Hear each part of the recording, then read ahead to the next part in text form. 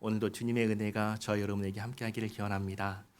지난주에 사도 바울은 골로새 교회를 향해서 이렇게 편지를 썼습니다. 9절과 10절 말씀인데 주보에 있죠. 같이 한번 읽어보도록 하겠습니다. 9절과 10절입니다. 너희가 서로 거짓말을 하지 말라. 옛사람과 그 행위를 벗어버리고 새 사람을 입었으니 이는 자기를 창조하신 이의 형상을 따라 지식에까지 새롭게 하심을 입은 자니라. 아멘. 이렇게 우리가 새 사람을 입었다라고 하였습니다. 이 새 사람은 하나님의 형상을 따라서 지식에까지 새로워진 사람입니다. 우리가 이것을 입었으니 우리는 새 사람이 되었습니다. 자, 그런데 한번 생각해 보시기 바랍니다. 우리는 어떻게 새 것이 되었습니까? 우리는 어떻게 새 사람을 입었습니까? 새 사람을 입기 전에 우리는 어떤 사람이었습니까? 새 사람을 입기 전에 우리는 새 사람이니까 옛사람이었습니다. 옛사람이었을 때 우리는 한마디로 죄인이었습니다. 하나님께서 진노하시는 사람이었습니다. 공중권세를 잡은 자 사탄을 따랐던 사람이었습니다. 하나님을 대적하고 하나님께 불순종하던 사람이 옛사람 우리였습니다. 그런 우리가 어떻게 새 사람이 되었습니까? 하나님의 은혜로 새 사람이 되었습니다. 완전히 하나님의 은혜로 새 것이 되었습니다. 이것을 은혜라고밖에 말할 수 없는 것은 나는 애초에 새 것이 되고 싶어 하지 않았기 때문입니다. 다시 말해서 죄 사함을 받고 싶어 한 적도 없고 하나님의 자녀가 되고 싶어 한 적도 없고 하나님을 닮아 거룩해지고 싶어 한 적도 없었습니다. 심지어 천국에 대한 소망도 원하지 않았던 사람이 우리였습니다. 예수님 믿기 전에 나 자신을 한번 돌아보시기 바랍니다. 그때 우리는 어떠한 소망이 있었습니까? 아무 소망도 없었습니다. 그저 내 소견에 옳은 대로 살았습니다. 그때 우리는 죽으면 끝이라고 생각했습니다. 지옥 생각한 사람이 누가 있나요? 없습니다. 나를 죄인이라고 생각한 적이 있나요? 없습니다. 실제로 죄에 대해서 얼마나 심각하게 생각했습니까? 때때로 잘못하지요. 그러나 들키지 않으면 되지. 걸리지 않으면 되지. 남들 모르게 넘어가면 되지 하면서 다들 이렇게 하면서 사는데 라고 생각했던 게 예수님 믿기 전 옛사람이었을 때의 우리의 모습입니다. 그러니 우리가 예수님 믿기 전에 구원을 원했겠습니까? 왜 구원받아야 하는데? 라는 말이 오히려 나왔죠. 기대하지도 않았습니다. 그리고 그런 우리에게 하나님께서 먼저 찾아와 주시고 구원해 주셨습니다. 우리 중에 그 누구도 하나님께 하나님 제발 나를 구해 주십시오 라고 하나님보다 먼저 구원을 요청한 사람 있나요? 없습니다.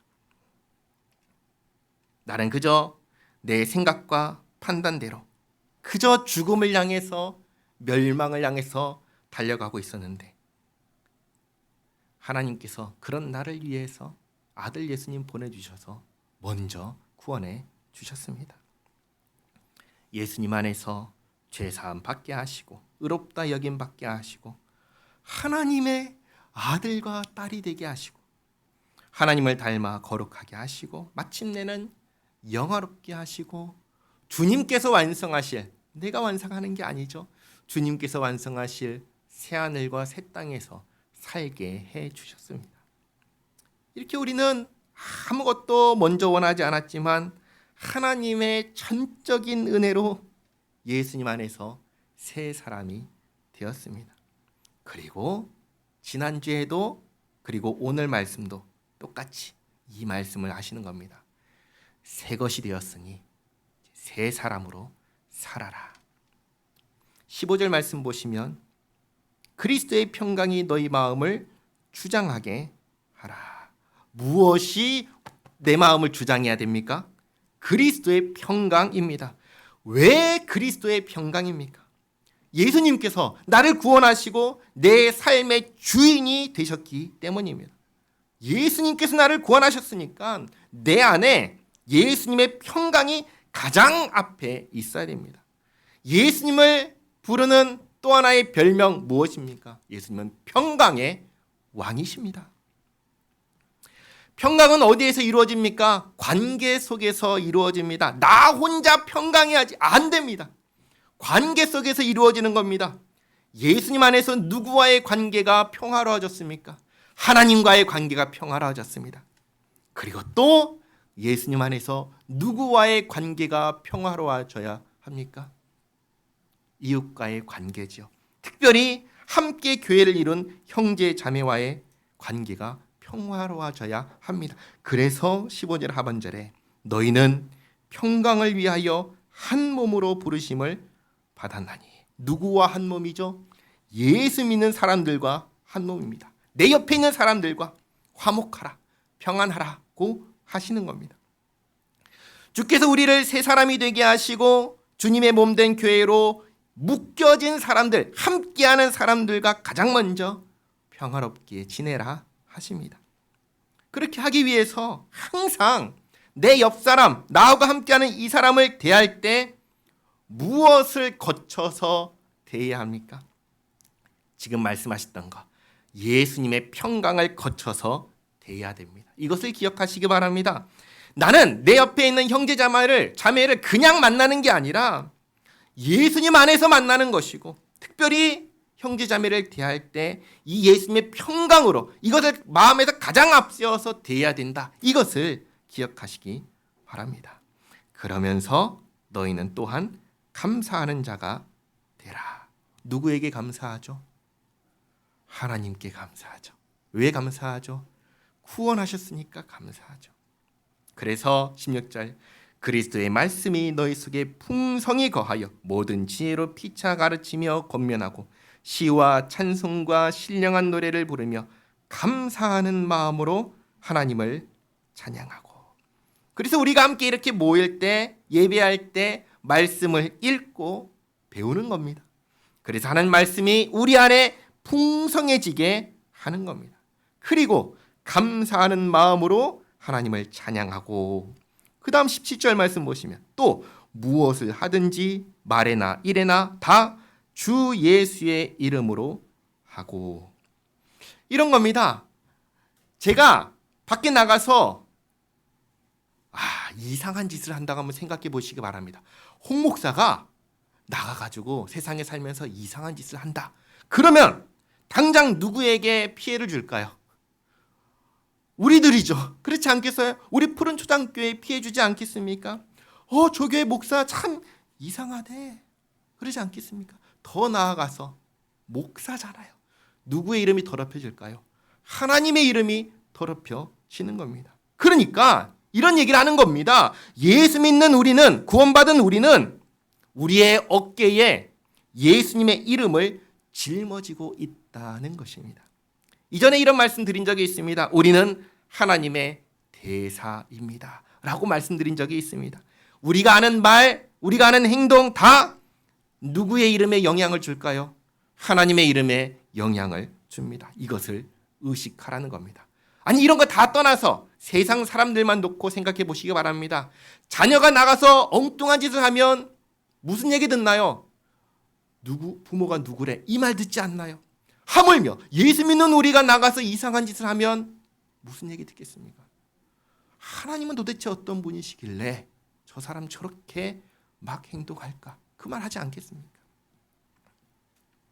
예수님의 이름으로 우리가 말을 한다면 말 함부로 할까요? 그럴 수가 없죠. 예수님의 이름으로 행동한다면 우리가 함부로 행동할 수 있을까요? 그럴 수가 없는 겁니다.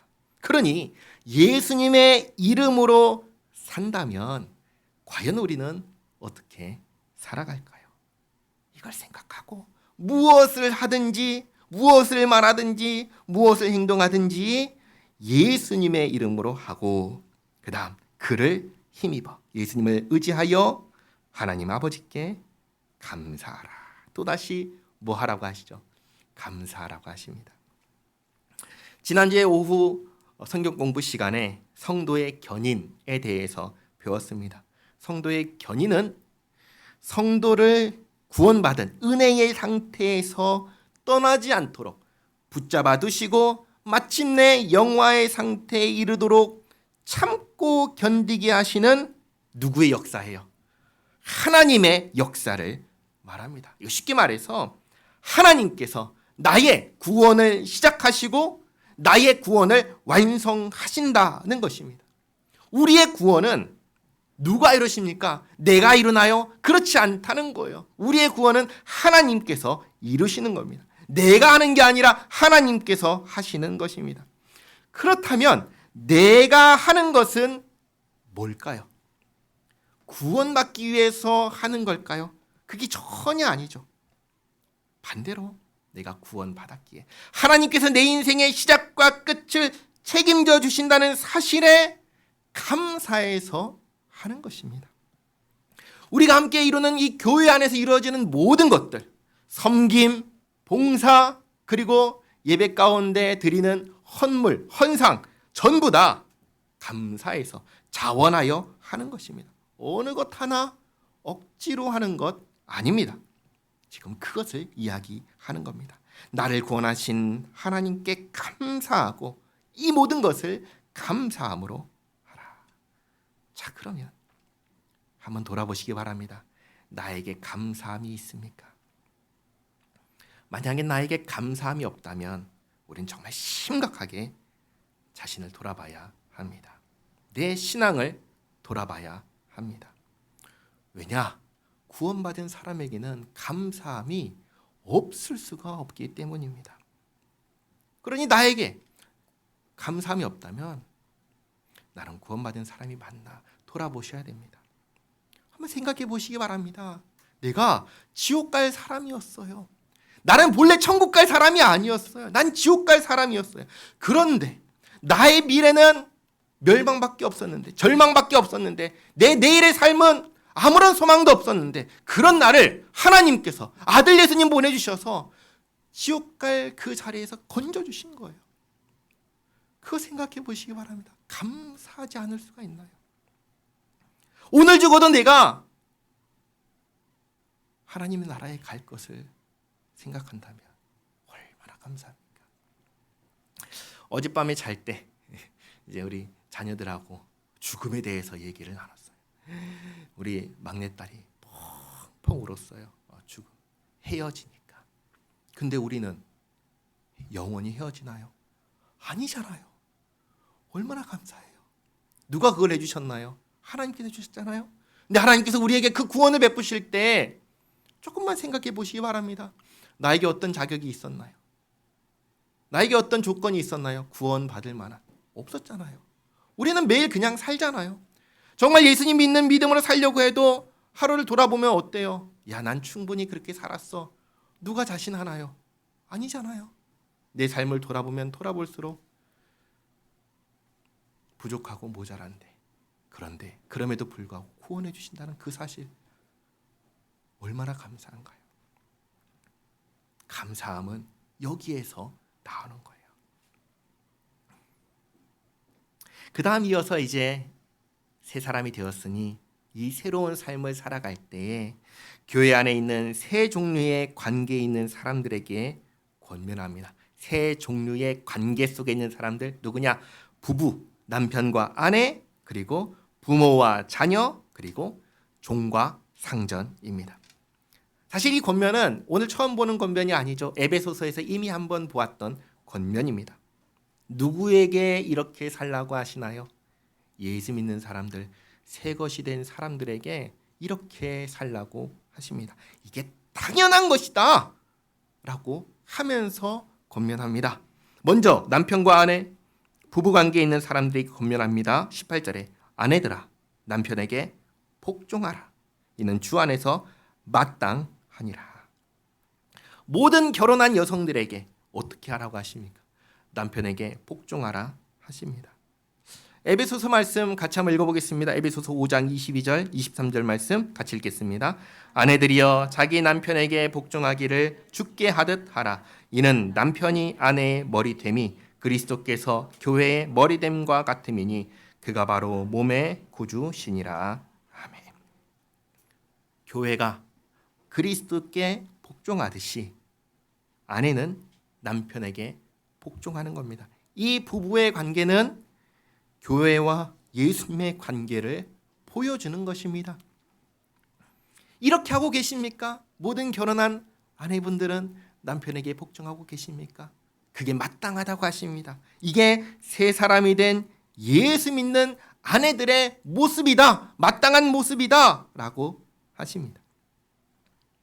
그 다음은 남편들에게 하십니다. 19절에 남편들아 아내를 사랑하며 괴롭게 하지 말라. 모든 결혼한 남편들에게는 뭐하라고 하십니까? 아내를 사랑하라. 아내를 괴롭히지 말아라.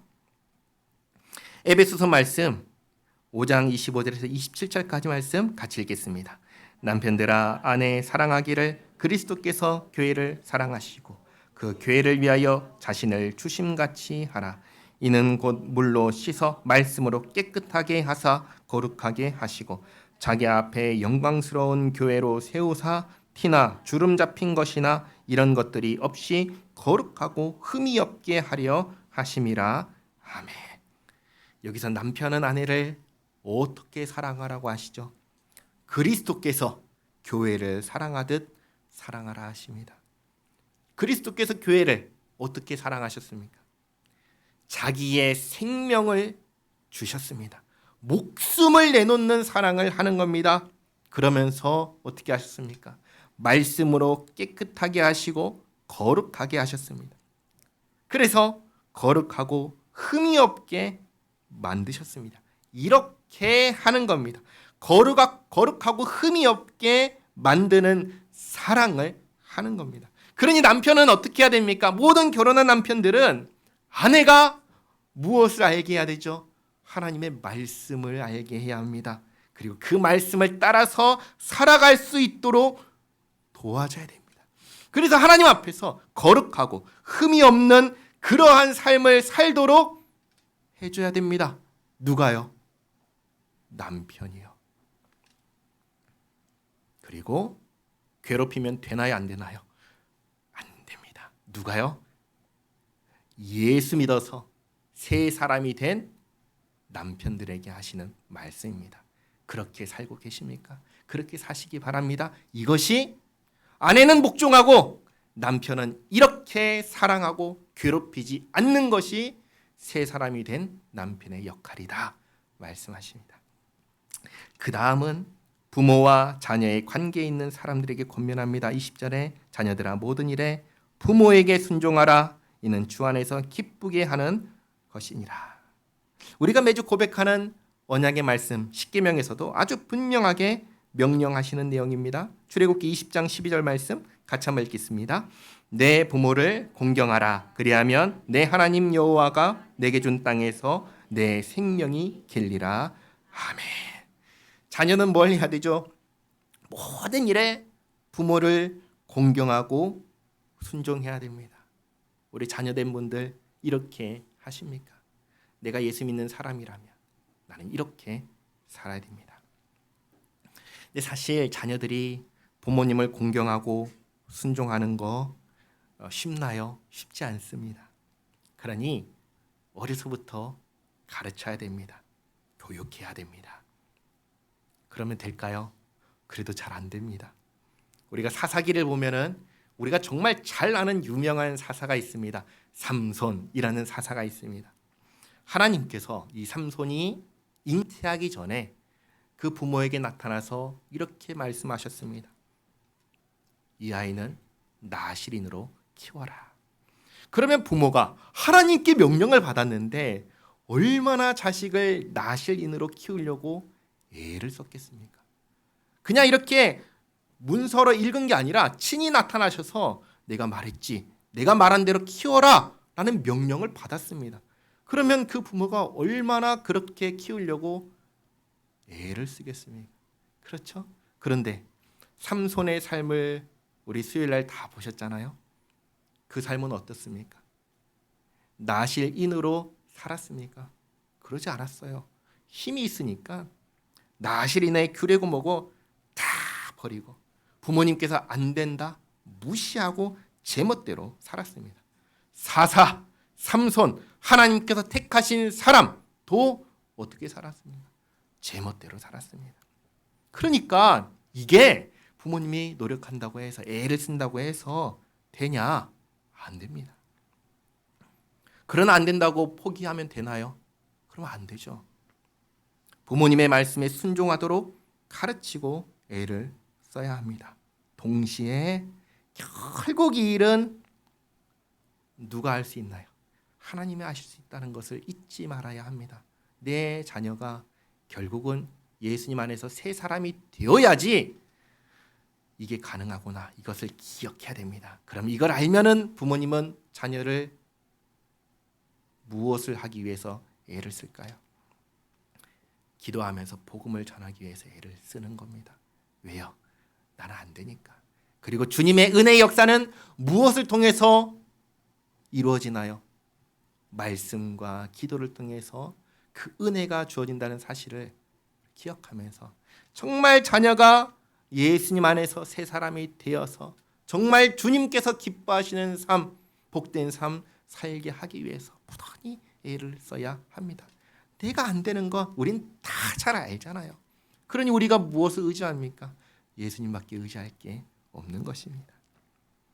그러면서 21절 말씀은 또 이렇게 말씀하십니다. 아비들아 너희 자녀를 노엽게 하지 말지니 낙심할까 함이라. 에베소서에서도 동일하게 말씀하셨죠. 에베소서 6장 4절 말씀 함께 읽겠습니다. 또 아비들아 너희 자녀를 노엽게 하지 말고 오직 주의 교훈과 훈계로 양육하라. 아멘. 같은 말씀이죠. 항상 기도하면서 하나님께서 주시는 지혜를 구하면서 주님 말씀으로 가르치고 무엇보다 복음을 전하는 일에 힘써야 합니다. 자, 그 다음 세 번째 관계, 종과 상전의 관계에 있는 사람들에게 권면합니다. 22절에 종들아 모든 일에 육신의 상전들에게 순종하되 사람을 기쁘게 하는 자와 같이 눈가림만 하지 말고 오직 주를 두려워하여 성실한 마음으로 하라. 무슨 일을 하든지 마음을 다하여 주께 하듯 하고 사람에게 하듯 하지 말라. 이는 기업의 상을 주께 받을 줄 아나니 너희는 주 그리스도를 섬기느니라. 불의를 행하는 자는 불의의 보응을 받으리니 주는 사람을 외모로 취하심이 없느니라. 아멘. 자, 여기서 이 종들이 어떤 사람들이죠? 예수 믿는 사람들입니다. 지금 예수 믿는 종들에게 하시는 권면입니다. 새 사람이 된 종들인데 보니까 한 가지 문제가 생깁니다. 그게 뭘까요? 뭐냐면 주인이 자기들을 예수님 안에서 형제로 대하니까 우리 안에 있는 죄성이 작동하기 시작합니다. 그래서 선을 넘기 시작해요. 우리가 잘 알다시피 고대 사회의 종, 노예는 인격적인 존재인가요? 아니면 재산 목록 중에 하나였나요? 재산이었습니다. 아무리 잘 쳐줘도 동등하게 대하지 않았습니다. 주인은 밥상에 앉아서 먹어도 겸상이 가능했나요? 불가능했습니다. 그런데 예수 믿는 주인들이 이 종들을 예수 믿는 형제 자매로 대하니까 어떻게 하냐면 선을 넘는 겁니다. 그래서 얘기하는 겁니다. 예수 믿는 사람들은, 예수 믿는 종들은 주인을 주님을 섬기듯 해야 한다. 이게 진짜 예수 믿는 사람의 태도다. 오늘날로 바꿔 말하면 오늘날에는 종이 없죠. 그러나 직원은 있죠. 그렇잖아요. 예수 믿는 사람들이 직장 생활할 때 이렇게 해야 한다는 것입니다. 그럼 반대로 이제 예수 믿는 상전들은 종을 어떻게 대해야 하는가?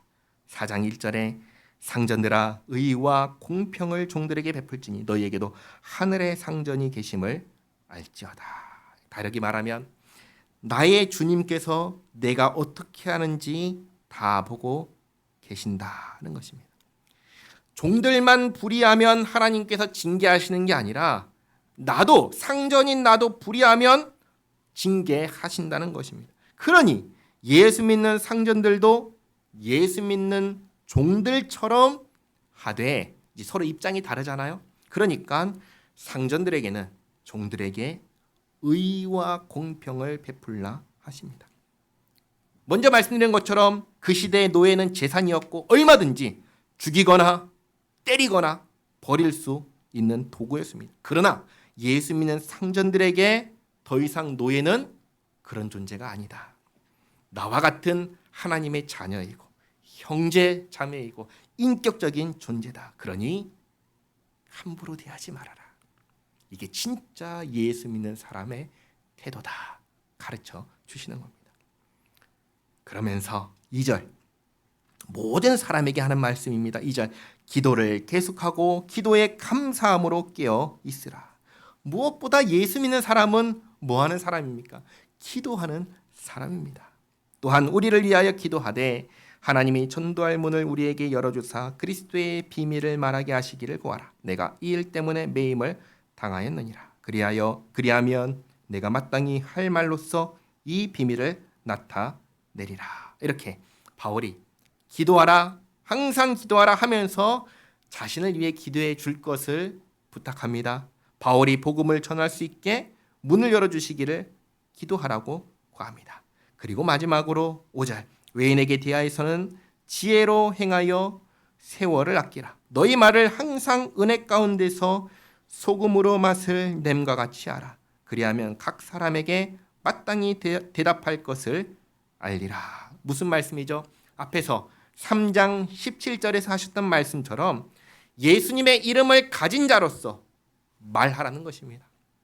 조심해서 말하고 필요한 말을 하고 이게 필요한 말이 아니면 하지 말고 말을 한다면 지혜롭게 은혜 가운데 말하라는 겁니다. 왜 이렇게 해야 할까요?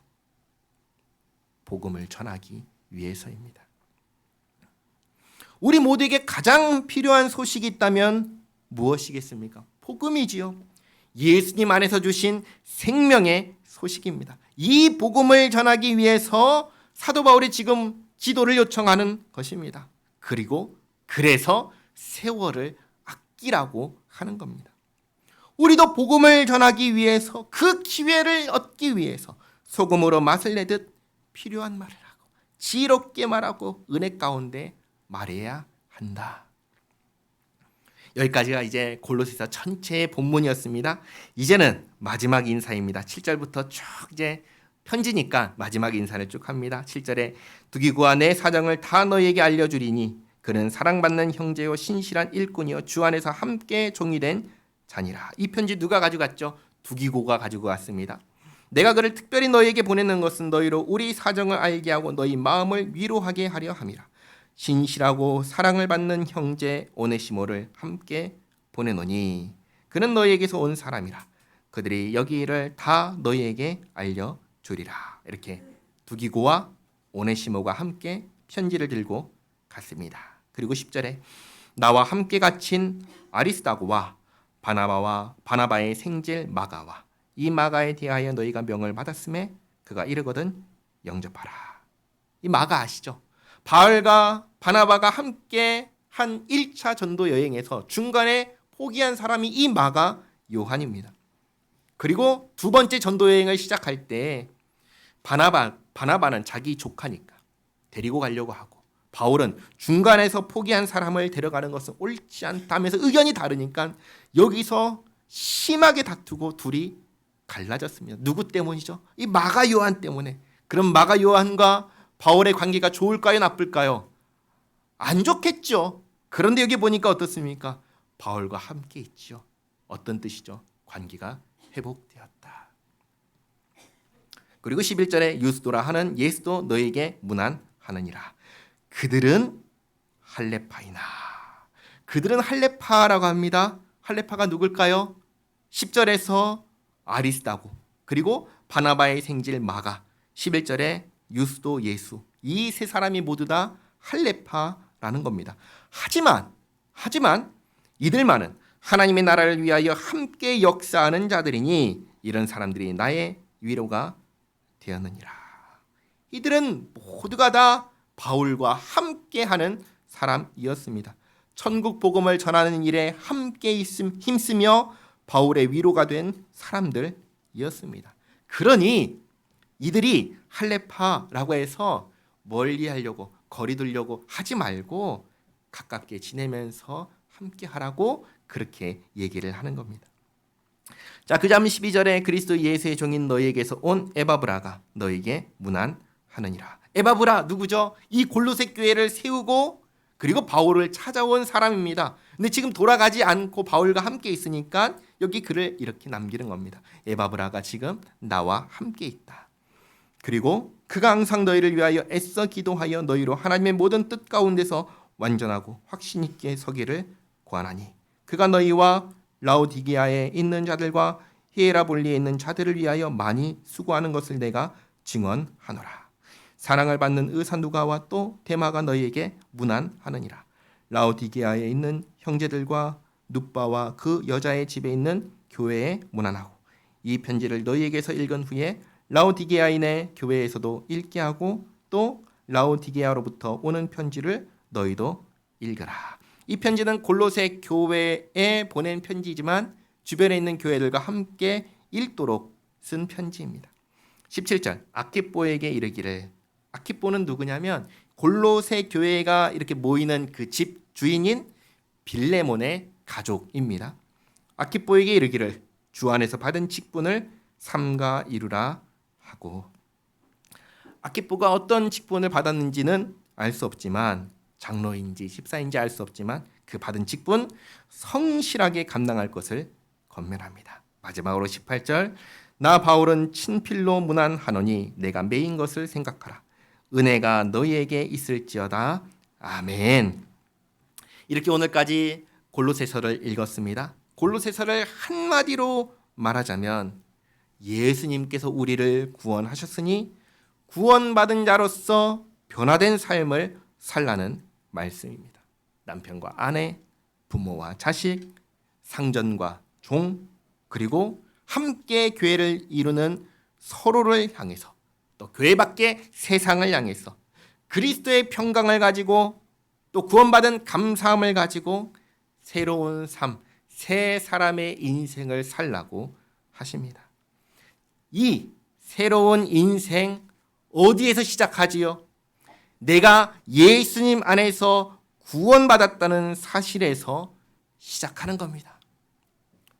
다 한번 생각해 보시기 바랍니다. 나는 누구입니까? 나는 예수 믿는 사람입니다. 내가 예수 믿는 사람이라는 것을 항상 기억하면서 예수님 안에서 예수님께서 기뻐하시는 그 삶을 살기 위해서 말씀을 읽고 기도하며 주님께서 도와주시기를 구하며 그 삶을 살아내기 위해 힘쓰는 우리 모두가 되기를 바랍니다. 기도하겠습니다. 하나님 감사합니다. 죄와 허물로 죽은 저희입니다. 어떠한 선함도 없고 천국 갈 자격도 없는 저희입니다. 오직 아버지 하나님의 무한하신 사랑으로 예수님 안에서 구원을 받았습니다. 그 베푸신 은혜에 감사드립니다. 오늘까지 읽은 골로새서를 통해 예수님 안에서 새 것이 되었음을 깨닫습니다. 새로운 삶을 살라 하시는 말씀을 듣습니다.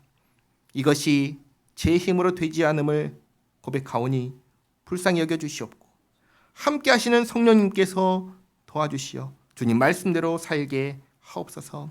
저희 평생의 삶이 저희를 구원하신 주님을 기쁘시게 하고 영화롭게 하는 삶이 되게 하옵소서. 예수님의 이름으로 기도하옵나이다. 아멘.